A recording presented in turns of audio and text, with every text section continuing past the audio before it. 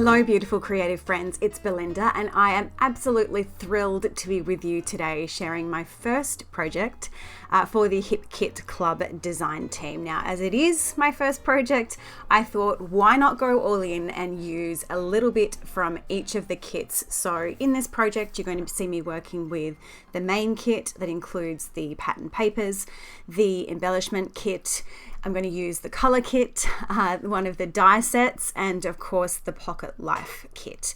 Now I wanted to create something today that had multiple layers in the background using a combination of mixed media and some different patterned paper products.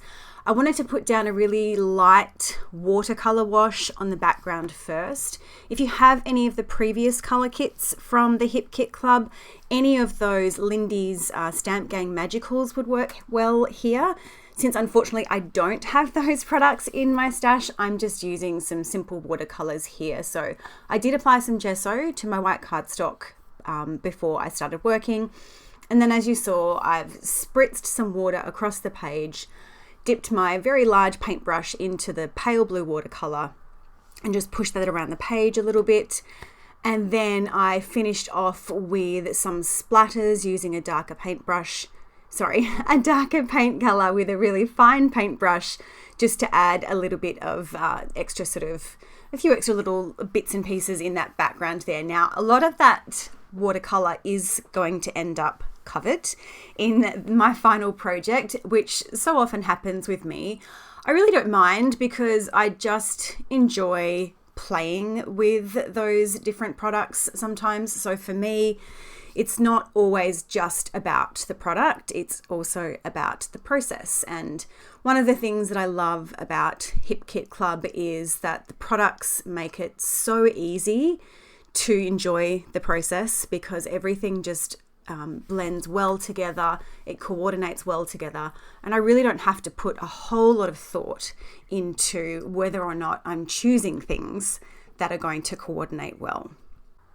And now I am getting ready to add another layer onto this background, but first of all I'm going to mat it onto some of the patterned paper. This is a technique that you will see in just about every layout that I create. I have my white background and I add a patterned paper border around the side.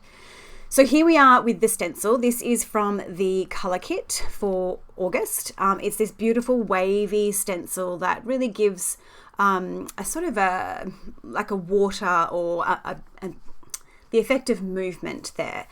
You can see I've got some texture paste or some modeling paste. This is just a really inexpensive tube of modeling paste that I picked up from a shop here in Australia. And I'm actually going to be using the embossing glazes from the August color kit on top of this modeling paste. Now, I don't know if anybody else has tried this technique before.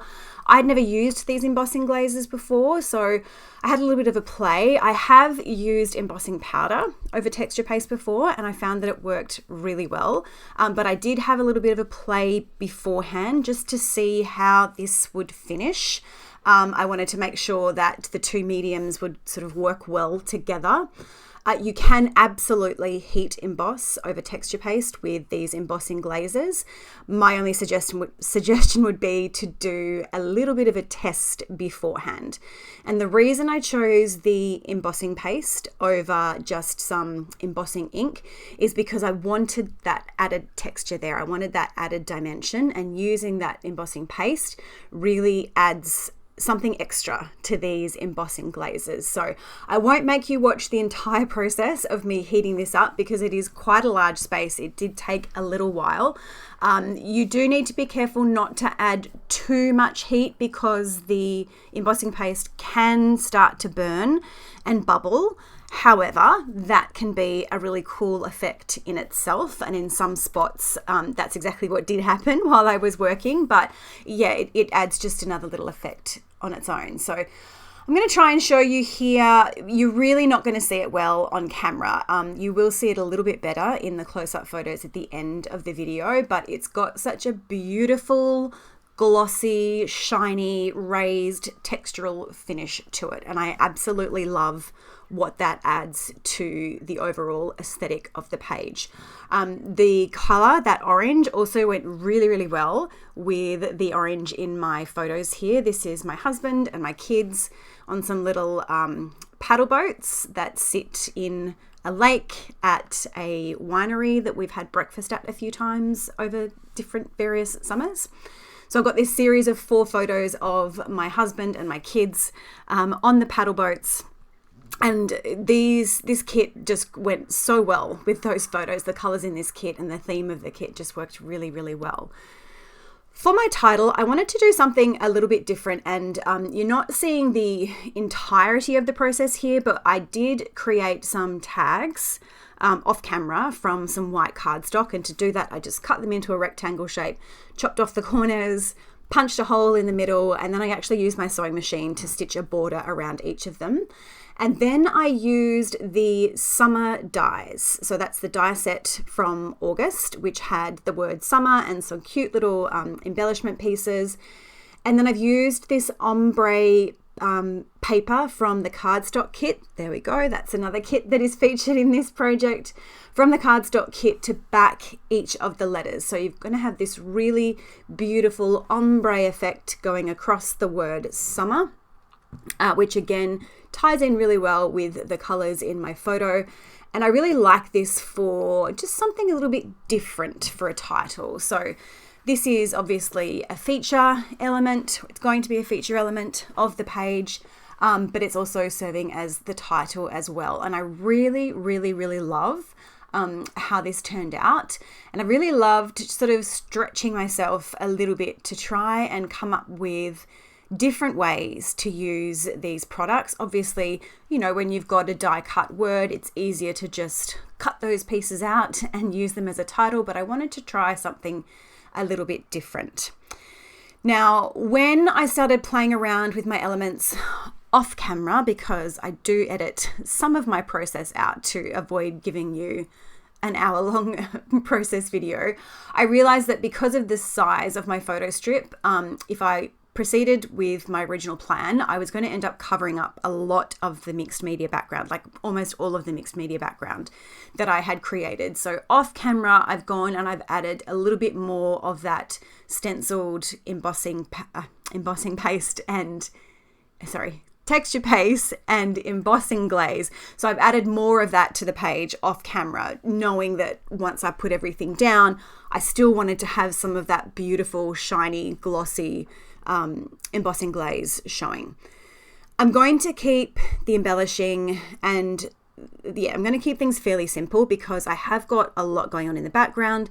That title is quite a big feature, and I don't want to overwhelm the design and have too much going on around the page. So because I know that I'm going to be tucking that summer title piece at the bottom of the photo strip, I'm not adding any extra pattern paper layers to the bottom. I'm just going to add them up on the top just for a little bit of extra layering, giving a little bit of additional visual interest there. One thing I don't think I mentioned is that the photos, I've matted them onto some white cardstock, which again is just a go-to technique for me.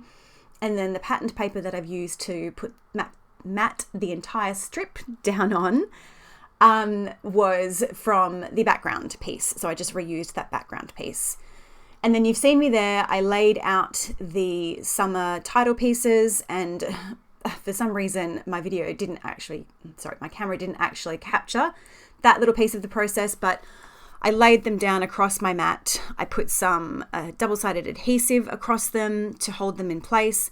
And then I used some wet adhesive as well, just to make sure that they were going to stick, because I have got the stitching there.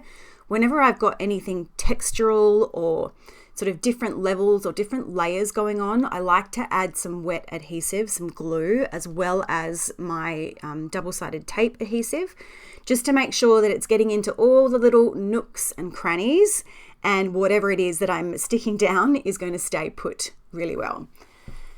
With all the mixed media and the heat that has been applied to that background, it has got a little bit warped. So before I stuck this photo strip down, I did sort of just bend the paper around a little bit to try and remove some of the warping from it. And it's still a little bit warped, but that is definitely to be expected when you are working with mixed media.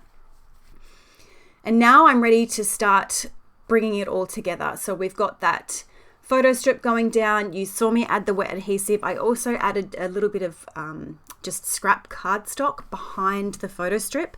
That was to try and fill in the gap that I have there where I've got the extra paper layers at the top and the extra paper layers at the bottom, and to give it a little bit of lift off the background. And then the wet adhesive is an absolute must whenever you have a mixed media background, because you do want to make sure that you are adhering it nice and tight. I've got my journaling here, which I typed out on my trusty typewriter that is now got a space in my craft room so that I can start using it again more often.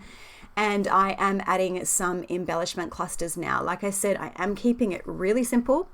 I'm just going to add a little cluster of embellishments on the top right-hand side of that photo strip and on the left-hand side of that photo strip. And when I was pulling pieces out to create these little clusters, I was trying to get a balance here in shapes, in colors, and then also trying to repeat some elements. So there was a little bit of cohesiveness going on between those two. So that pink flower was fussy cut from the cut apart sheet in the Pocket Life kit.